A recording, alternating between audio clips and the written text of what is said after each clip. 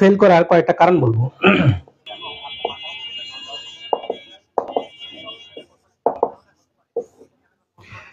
এক, model test না পড়া। মডেল টেস্ট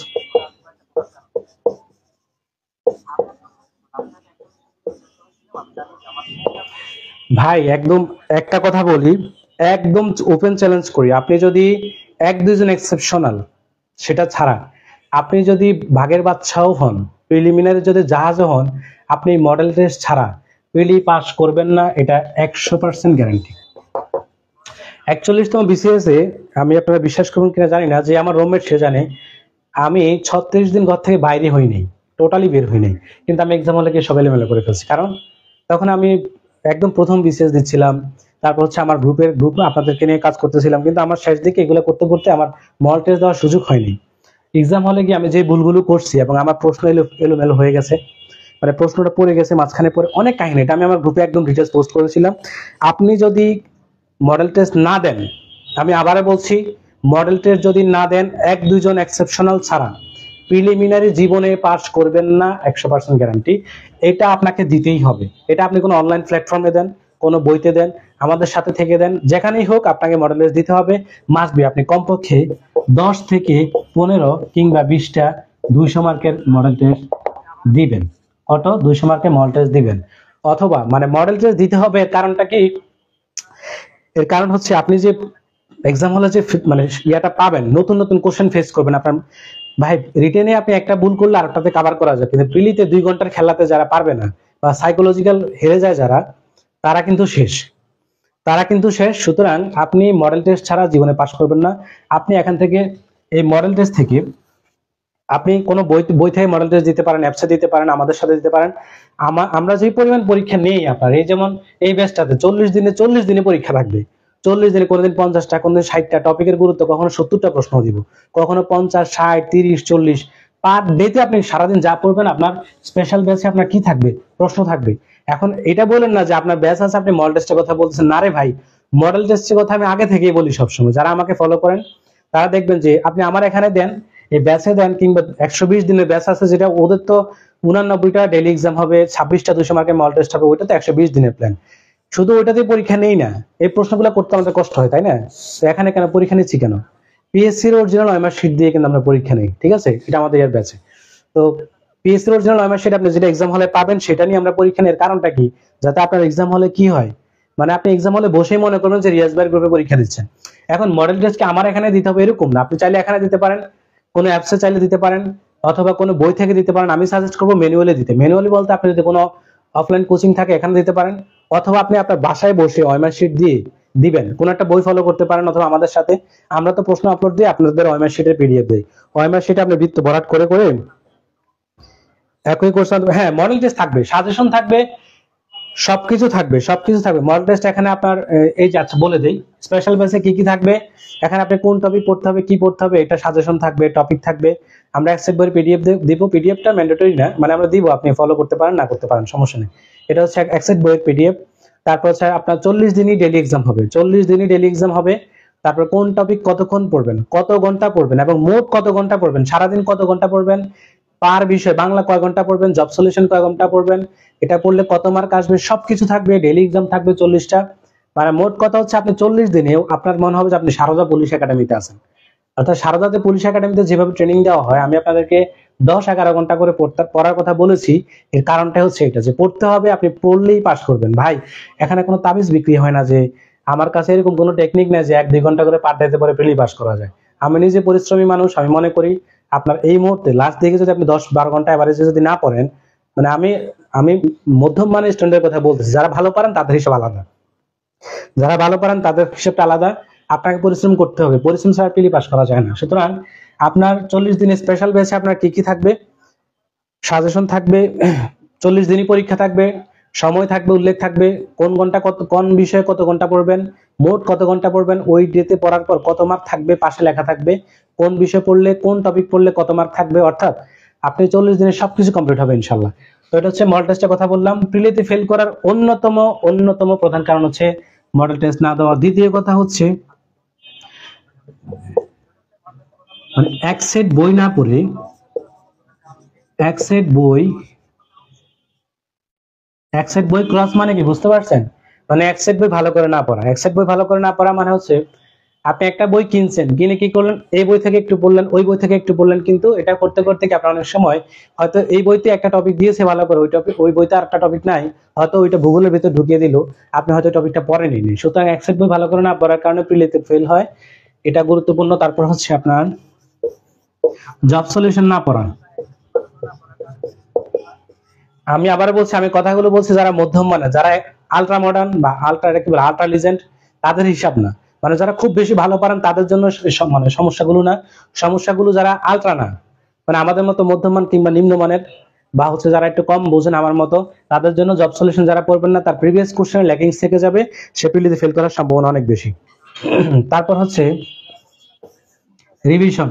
ওরে ভাই, এই রিভিশন না দিলে কি হয়, পর্যাপ্ত রিভিশন না দাও, অর্থাৎ আমি এটা পারি, আমি ধরেন আপনার যে কি বলে শতকরা পারি, এটা রিভিশন করবো না, আমি ম্যাথে একদম জাহাজ, এটা করব না, তখন হয় কি এক্সাম হলে গেলে মিলাতে পারে না। তারপর ধরেন আমি চর্যাপদ খুব ভালো পারি, কিন্তু চর্যাপদ আপনি রিভাইজ করলেন না, এক্সাম হলে গিয়ে দেখলেন যে আপনার হঠাৎ করে হায় রে কি জানি 23-24 23-24 23-24 করতে করতে শেষ, সময় শেষ। রিভিশন না করলে যেটা হবে আপনার, এই রিভিশনের অভাবে কি হয় জানেন, রিভিশনের অভাবে আপনি প্রিভিয়াস প্রশ্ন যখন ভুল করে ফেলেন, আপনি কিন্তু মানে আপনি এই প্রতিযোগিতা থেকে এখানে ছিটকে যাবেন। ধরেন এখানে আমি এখন লাইভ দেখছি ফয়েজ ভাই, আমি ভাইকে চিনি, খুবই মেধাবী মানুষ এবং খুবই ভালো মানুষ। ফয়েজ ভাই আমার লাইভটা দেখছে, আমি জানি না ভাই কেন লাইভ দেখে, ভাই তো এগুলো তো বস। তো ফয়েজ ভাইয়ের কথা বললাম, মনে করেন ভাই লাইভ দেখতেছে, ভাইয়ের কথা বলছি। এখন মনে করেন চর্যাপদের পদ সংখ্যা কয়টা, আপনি যদি এই ধরেন আপনার না পদ সংখ্যা না, মনে করেন আপনাকে দিলাম যে একটা সহজ প্রশ্ন করি, মনে করেন যে পাকিস্তান বাংলাদেশকে কবে স্বীকৃতি দিয়েছে, এটা হচ্ছে আপনার মেবি 41তম বিসিএস এর প্রশ্ন, 22 ফেব্রুয়ারি 1974। এখন এটা আপনি রিভাইজ করার না কারণে আপনি এক্সাম হলে গিয়ে দেখলেন কি যে 22 নাকি 23 নাকি 24, এই 22 নাকি 23 না 24, 22 নাকি 23 নাকি 24, এগুলো করতে করতে আপনার সময় নষ্ট হলো। যে প্রশ্ন আপনি ডাইরেক্ট অ্যান্সার করতে পারতেন এবং যেটা ম্যাক্সিমাম মানুষ পারবে, ধরেন ফয়েজ ভাইয়ের কথা বললাম, ভাই তো পুরাতন ক্যান্ডিডেট এবং খুব ভালো, এই এই বিষয়গুলো খুব ভালো জানে। এখন ভাই কিন্তু 1 সেকেন্ডের মধ্যে এটা দেখে বুঝে ফেলবে যে এটা 22 ফেব্রুয়ারি, তখন এটা বৃত্ত পারাট করে ফেলবে। কিন্তু আপনি কি করলেন, রিভাইজ না করার কারণে এটা কি দাগায় ফেললেন কত 23 বা 24, আপনার এখানে কত মার্ক গেল, এক তো যায় না রে ভাই, 1.5 গেল, 1.5 মার্ক চলে গেল, কারণ এক প্রশ্নের জন্য 1 মার্ক তো যাই, সাথে তার আপনার আপন করে আরো অর্ধেক মার্ক নিয়ে যায়, তার মানে একটা কোশ্চেন ভুল হলে 1.5 মার্ক চলে যায়। আর যে এই প্রিভিয়াস কোশ্চেনটা ভুল করে ফেলে, সে কমপক্ষে 2 থেকে 2.5 লাখ পোলাপাইনের পিছনে চলে যায়, কারণ এই প্রশ্নটা প্রিভিয়াস হওয়ার কারণে এটা ম্যাক্সিমাম পোলাপাইনে ভুল করবে না। আপনি প্রিভিয়াস প্রশ্ন ভুল করা মানে আপনি প্রতিযোগিতাতে ছিটকে গেলেন, আর যারা যত বেশি প্রিভিয়াস কোশ্চেন ভুল করবে আপনার প্রিলি পাসের সম্ভাবনা তত পার্সেন্টই কমে আসবে। সুতরাং রিভিশন ছাড়া কেউ প্রিলিমিনারি এক্সাম হলে কখনোই যাবেন না, কখনোই যাবেন না, ঠিক আছে? হাফিজ ভাই আসসালাম, হ্যাঁ ওয়ালাইকুম আসসালাম ভাই, কেমন আছেন জানাবেন একটু, ঠিক আছে? তার মানে আপনি মডেল টেস্টটা দিতেই হবে ভাই, এটা ছাড়া পারবেন না। এক সেট বই অন্তত একবার পড়বেন, জব সলিউশন পড়বেন, রিভিশন দিবেন। আর একটা মূল গুরুত্বপূর্ণ কথা বলি, যে নিজের উপর আস্থা না রাখা, যেটা আমার প্রথম বিসিএস হয়েছিল, নিজের উপর আস্থা না রাখা, অর্থাৎ আপনি মনে করেন যে আপনার দ্বারা ভাই জীবনে বিসিএস হবে না, অথবা আপনি এটা মনে করেন যে আমি ভাই জীবনে পাশ করব না, সবাই অনেক অনেক লিজেন্ড হয়ে গেছে, আমি কিছুই পাশ করব না। নিজের উপর যার আত্মবিশ্বাস না থাকে, আত্মবিশ্বাস,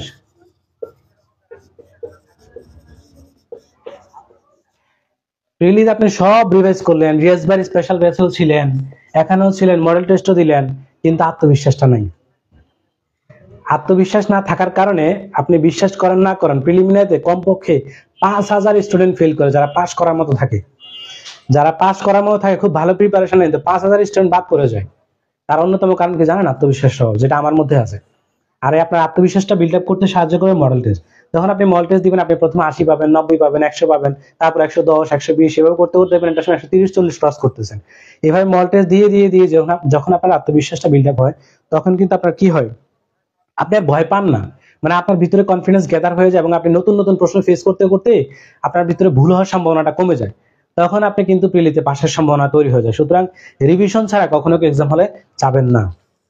এই আত্মবিশ্বাসের 2 রকম আছে, একটা হচ্ছে অতিরিক্ত আত্মবিশ্বাস, কোনো কিছু না পড়ে আমি একদম উড়ে ফেলবো, কাফাই ফেলবো সবকিছু, যেটা আমার এবার রিটেন হয়েছিল 45তমতে। আমি একটা বিষয় খুব ভালো পারতাম, ওই দিন এক্সাম হলে টিচারে ভুল করে ঝামেলা করে ফেলছে, আমি না বলি তো, এই টিচারের ভুলের কারণে আমি শেষ, 45 আমি শেষ, কিন্তু আমি এটা খুব ভালো পারতাম, আমার ওই বিষয়টাই ভুল হয়েছে শুধু অতিরিক্ত আত্মবিশ্বাসের কারণে। সুতরাং আত্মবিশ্বাস বেশিও ভালো না, আত্মবিশ্বাস কমও ভালো না, ঠিক মধ্যম পন্থা। ইকসেফি মাসিক অগদুত বিন সাউতিক, আরবি একটা প্রবাদ আছে এরকম যে চলার পথে মধ্যম পন্থা অবলম্বন করাটা খুব ভালো। সুতরাং মধ্যম পন্থা অবলম্বন করবেন, রিভিশন দিবেন। এই রিভিশন দিবেন কয়টা গেল? Model test. আচ্ছা, এবার হচ্ছে সাম্প্রতিক। এক হচ্ছে সাম্প্রতিক একদম না পড়া, অথবা সাম্প্রতিক বেশি পড়তে গিয়ে মাথার মধ্যে প্রেশারাইজড করে ফেলা। সুতরাং আপনার প্রিলি ফেলের অন্যতম কারণ হচ্ছে সাম্প্রতিক একদম না পড়া, এটাও একটা জিনিস। আবার সাম্প্রতিক পড়তে গিয়ে দুনিয়ার সবকিছু রেখে মানে এটা নিয়ে পড়ে থাকা, এটাও একটা কারণ। সুতরাং অতিরিক্ত বেশি সাম্প্রতিক পড়তে গেলেও বা না পড়লেও এটা ফেলের অন্যতম একটা কারণ হয়ে দেওয়া। আপনার ভিতরে মাথার ভিতরে কাজ করে, আল্লাহ রে মানে সাম্প্রতিক যদি না পড়লে আমি ফেল করি, অথবা বেশি পড়ছেন যে সাম্প্রতিক দিয়ে খেলে দিব, কিন্তু ম্যাথ করলেন না বা ইংলিশ পড়লেন না। সুতরাং এই জিনিসটা সাম্প্রতিকটা কি, এটাও একটা অন্যতম কারণ।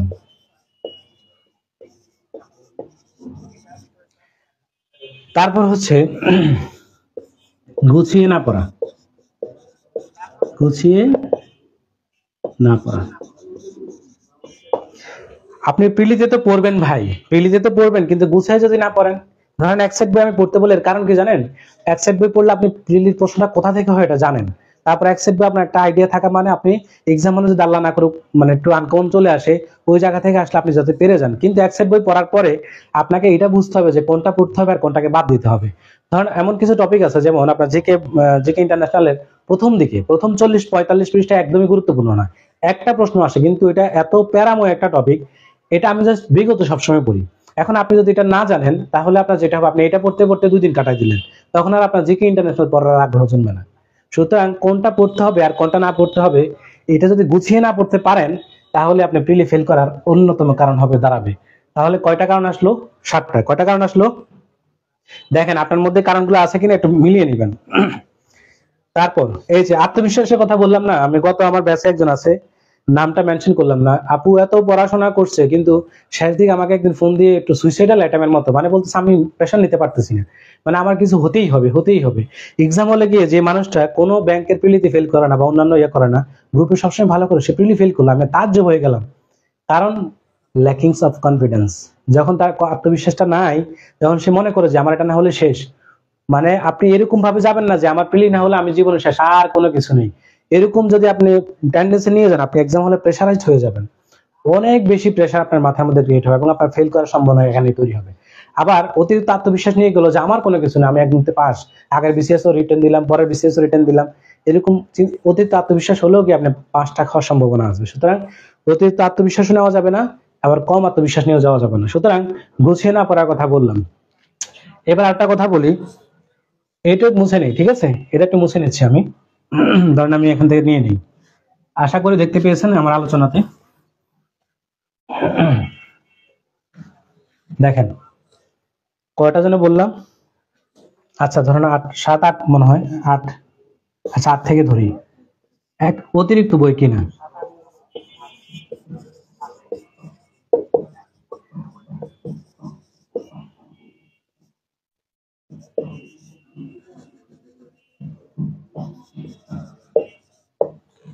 আপনারা কি করেন জানেন, আমি আপনাদের যেটা দেখেছি ভিন্ন গ্রুপে, ভাই এই বইটা কখন আসবে, ওই বইটা কখন আসবে, শুধু নতুন এডিশন, শুধু নতুন নতুন এডিশন। আপনারা বিশ্বাস করেন না করেন, আমি প্রথম বিসিএস এর বই দিয়ে এখনো বিসিএস দিচ্ছি, এই বিসিএসটা দিব। 41 প্রথম বিসিএস ছিল, ওটা থেকে দিলাম এবং ওই পুরাতন বইটা দিয়ে এখন দিচ্ছি। আপনি যে বইটা একবার পড়ছেন, এটা তো আপনার দাগানো আছে, আপনার একটা মার্কিং করা আছে।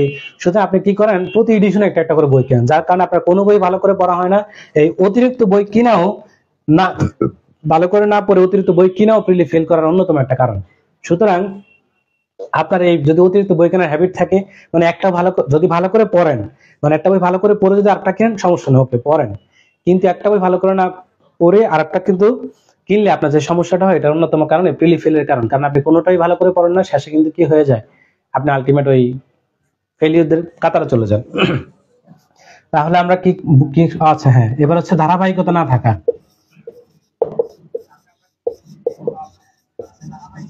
ধারাবাহিকতা না থাকা, লেখাগুলো খারাপ হচ্ছে। আপনারা কি করেন, প্রিলি আসলে যেটা হয়, একদম টানা 1 মাস পুরাই ফেলেন, মানে সবকিছু পড়ে ফেলেন, যা আজকে এবার যা কিছু আছে তৃতীয় বিশ্বযুদ্ধ আমি ঘটাই ফেলবো। কিন্তু যখন আস্তে আস্তে আস্তে কদিন পর আপনার কি হয়, ধুর পড়তে ভালো লাগে না, মানে অতিরিক্ত এত বেশি পড়তে যাওয়া, এরপরে কি আর নাই পড়া। অর্থাৎ কিন্তু এরকম বিষয়টা এরকম যে আপনি ধরেন আজকে 15 ঘন্টা পড়লেন, কালকে 1 ঘন্টা পড়লেন, পরের দিন পড়লেন না, তখন 3 দিনে গিয়ে 3 5 15 5 ঘন্টা গড়ে পড়লো কত ঘন্টা? 5 ঘন্টা। কিন্তু যে ছেলেটা আজকে 6 ঘন্টা পড়লো, কালকে 6 ঘন্টা পড়লো, পরশু 6 ঘন্টা পড়লো, সে কিন্তু পড়লো 18 ঘন্টা। সুতরাং পড়াটাকে টাইমের মধ্যে মানে লিমিটেশন করেন এটা বলবো না, আবার টাইমটা না বুঝেও পড়াটাও ঠিক না। কারণ টাইম সেট আপ থাকে অনেক, যারা যত জীবনে বেশি ক্যালকুলেটিভ বা টাইম মেনটেন করে চলে তাদেরকে আমরা কি বলি? ডিসিপ্লিন মানুষ বলি, তাই না? সুতরাং সময় হিসেব করে যেমন পড়বেন, ধারাবাহিক থাকবেন। ধারাবাহিক যদি না পড়েন আপনার যেটা হয়, কারণ আমি কি করলাম, রিটেন পড়ে এসে আমি কি করছি, আমি একদিনও রেস্ট নেইনি। তার কারণ কি, আমি জানি আমার এত শরীর ক্লান্ত, যদি আমি এখন পড়তে বসে মানে না পড়ি, আমাকে এত বেশি আলসেমি ধরবে, আমি এই স্পিডটা চালু করতে আমার আর 10 দিন সময় লাগবে। সুতরাং চলমান যে ধারাবাহিকতার যে ইয়েটা থাকে, সেটা হচ্ছে আপনার পড়া খুব দ্রুত ক্যাপচার করা যায়, যার কারণে ধারাবাহিক পড়বেন। কখনো আজকে 5 ঘন্টা, কালকে 6 ঘন্টা। যেমন প্রিলিড ডেট পিছানোর পরে কি হলো জানেন? অনেকে কি করবে, অনেকে এইভাবে ল্যাপ মোড দিয়ে এভাবে ঘুমিয়ে যাবে। তারপর কি করবে, এই যে একটু দাওয়াটা খেয়ে আসে, একটু সেন্ট মার্টিন থেকে ঘুরে আসি, তারপর হচ্ছে আপনার কি যেন ঝাপলং থেকে ঘুরে আসি। এই করতে করতে আপনার আলটিমেট পড়ার সময় পাবেন না। সুতরাং যাদের মধ্যে এই ধারাবাহিকতা না থাকে, তারা কিন্তু প্রিলিতে ফেল করার একটা কারণ ধরে নিতে পারেন। তারপর মোবাইল,